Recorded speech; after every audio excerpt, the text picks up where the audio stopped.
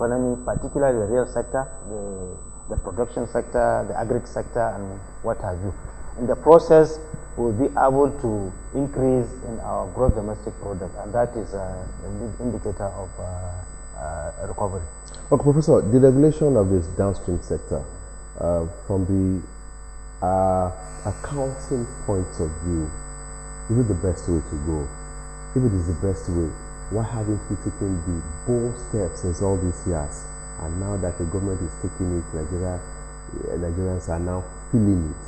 And of course, maybe I could just ask, what is the disadvantage in subsidizing the downstream sector? You see, the starting point actually is to say that, like you said, why have we not done it all this way? It is because we do not have the political will, and it is because the income has been good. So if you have a lot of resources in your hand, you may not too much bother about wastages. But where the resources are dwindling, then you will now begin to look at those wastages. And the problem with subsidy is not that it's not about the amount that is spent if it is spent well. It is the level of corruption in it. That is where the problem is. You find out that a lot of people are actually gaining from the subsidy without doing anything. There are a lot of chains that people are not contributing to anything within the subsidy regime, but they are earning income that cannot be explained. That is the level of corruption within that subsidy chain. And that is where the problem actually is. But if now that the revenues are not there, the price of fuel is even falling, it is important that we now relook at what we are doing and say, okay, enough of these wastages, and let us see how much we can then do to make sure that the common man that we're supposed to do this doing subsidy for, can there be a way to make him feel better than to be given this subsidy to people that does not really actually go to the common man. And that is what the direction of government today is. That instead of giving subsidy that does not reach the poor man, let us do some activities that is going to make the poor man feels the impact of government, rather than saying that let us subsidize petroleum. So that's just the difference. First, the issue of the economic condition is different, that we are not earning as much as we were earning before. Two, the volume of wastages is too much, and it must be reduced, and that the common man that is supposed to get the benefits of the subsidy is not getting it, and there are better ways to enhance the condition of common man than through subsidy. And that is why government is taking the bold decision now to change gear, so that people can now feel the impact of government better through provision of direct amenities to the people, water, electricity, roads, and things like that, rather than giving subsidy that does not actually reach the common man. Okay, let me come to the registrar, Dr. Abdullahi. Yeah, with the induction of new members into ANAN, will you say the future of accounting, proper accounting, as far as development of the nation is concerned, is safe, looking at those that are coming behind?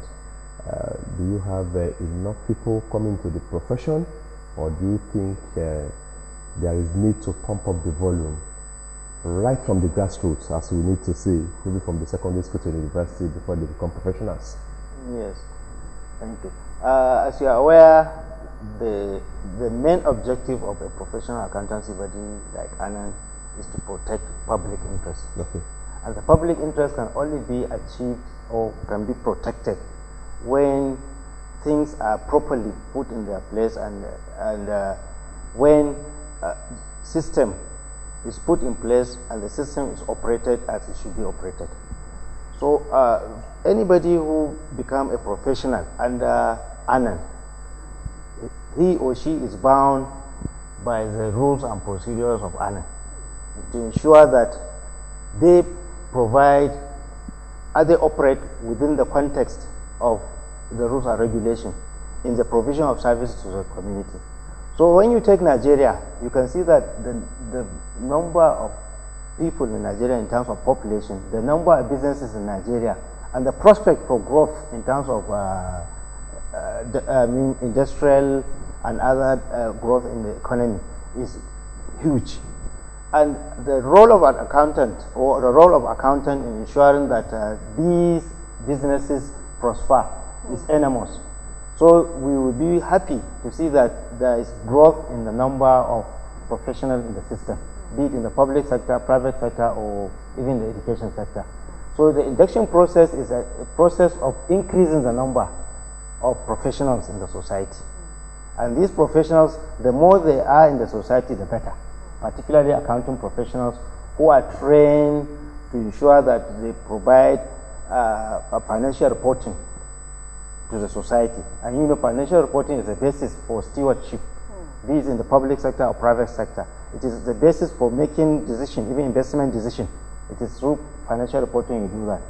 So the professionals we are training are professionals that are providing accounting services to the society, and the accounting services go beyond just financial reporting. It also involves auditing, taxation, and even forensic activities, whereby things go wrong. You still require a professional accountant to provide evidence for prosecution in the court of law. So you can see that the more we induct professionals, we train and get them inducted into the system, the better for the economy. Professor, talking about induction and number of members now, can you let us into the number of chapters you have throughout the nation and the numbers of members you have? Yeah. There is no state actually that we do not have a chapter, and there are some states that we have more than one. As it stands today, we have 43 chapters all over the nation. And like I said, there is no state that we do not have a chapter. So in all the 33 states, including Abuja, we have chapters.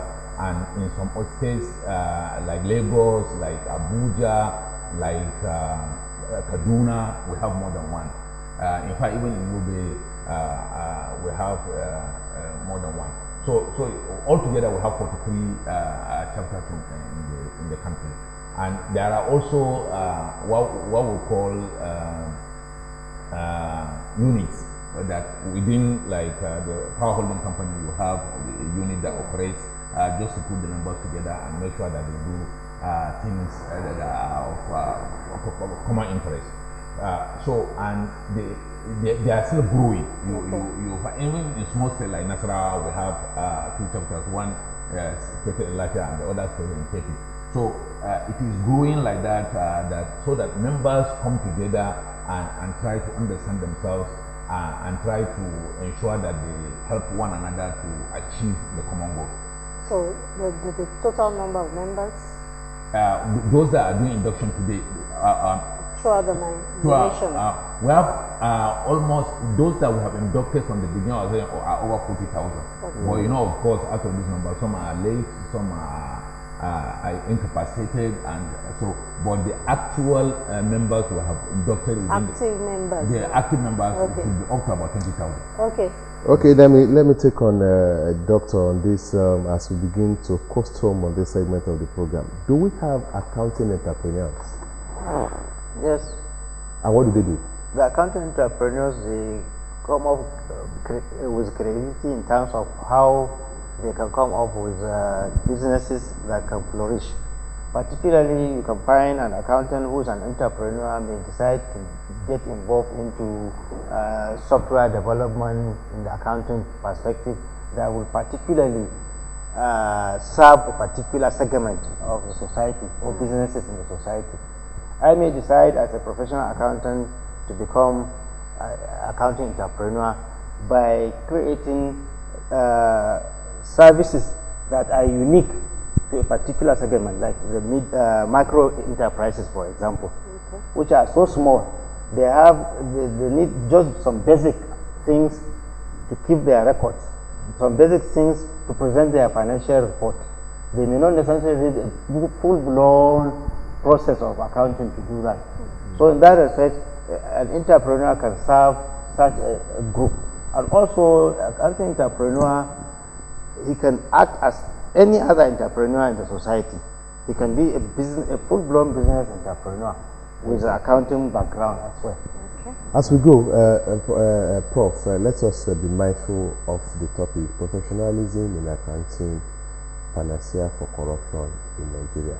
So, if you want to curb corruption in Nigeria, what should be your passing shot now as we go to the fact that the importance of actually taking accounting and accountants serious can never be overemphasized?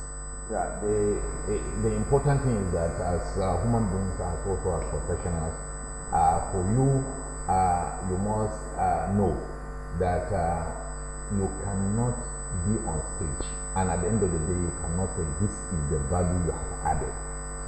That it is very important that you know that there is something that you are doing that is adding value to the kind of thing you do. It is very core to a professional. It is also important that you must agree that knowledge is fundamental. That the more you know, the more you now know that there is still more to learn. That it is very important. It is also very important that you benchmark. That at the end of the day, it is not just what you are doing. That can you do to surpass other countries of the world? What can you do that is going to advance this economy to the ones that you cherish outside? It is also very important that you tell yourself that discipline is core.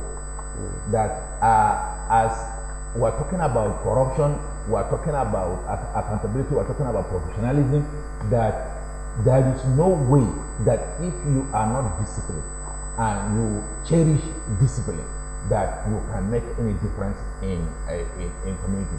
The next major issue is the issue of capacity. That as a professional, the only way you can curb corruption is that you are competent. You must, for you to catch a thief, you must be a better thief. That is to say that you must understand what they do, how they do, so that you are able to beat them in their own game. But not that you use it to also be a bad person. But you, as the Hausa will say that if you are, you must be a mile for you to catch another mile. So and lastly, the chief executive officer has emphasized. Ethics is core in the kind of things we do. Integrity is not protecting the market.